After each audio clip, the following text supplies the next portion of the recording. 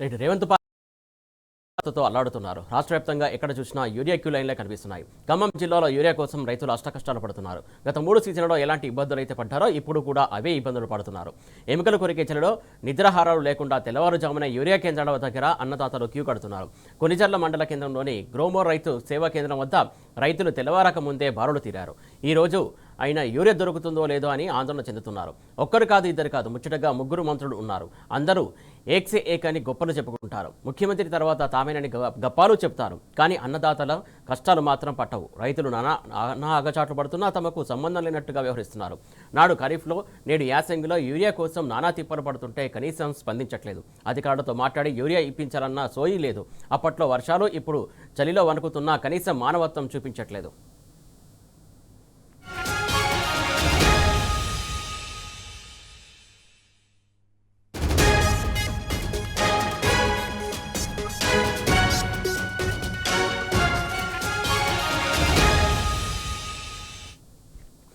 Right, రోజుకి urea కష్టాలు పెరుగుతున్నటువంటి సిచ్యువేషన్ చూస్తున్నాం. రైతులకు సంబంధించి కూడా ప్రభుత్వం ఎట్టి పరిస్థితుల్లో కూడా పట్టించుకున్న పాపన పోతలేదు. మొత్తానికి దీనికి సంబంధించి ఖమ్మం నుంచి తాజా అప్డేట్స్ మా కరెస్పాండెంట్ సమస్యలు అందిస్తారు. సమస్య చెప్పండి. మొత్తానికి ఇంకా రోజుకి యూరియా కష్టాలు పెరుగుతున్నాయి తప్ప తగ్గలేని పరిస్థితి ఎందుకోసం అనుకోవాలి?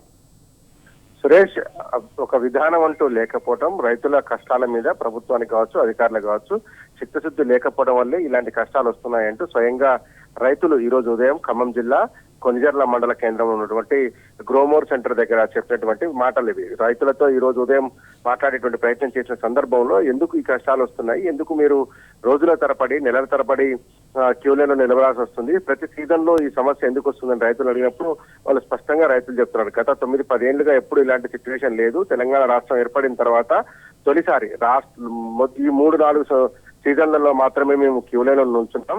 దీనికి అధికారుల దగ్గర దీని మీద ఒక స్పష్టమైనటువంటి అవగాహన లేకపోవడం, రోజుకొక విధానం, ఆన్లైన్ సిస్టమ్ అని చెప్పారు. ఆన్లైన్ సిస్టమ్ అసలు కనీసం డౌన్లోడ్ కొన్న కానటువంటి పరిస్థితి కనిపిస్తుంది. సర్వర్ సపోర్ట్ చేయడం లేదు.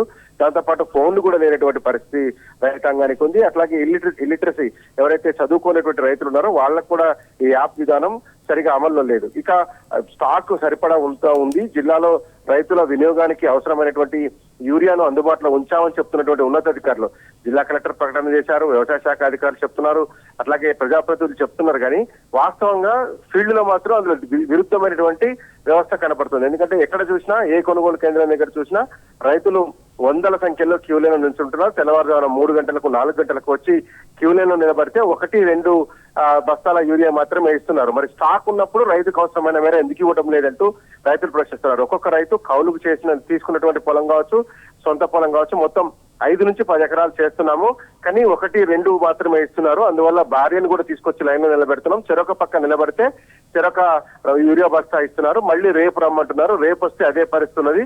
మొత్తం వ్యవసాయ సీజన్ లో పనులన్నీ పక్కన పెట్టి యూరియా కొనుగోలు కేంద్రాలు, గ్రోమోర్ సెంటర్ దగ్గర మా బతుకు తెల్లారిపోతుందంటూ రైతులు ఆవేదన వ్యక్తం చేస్తున్నారు. గత 3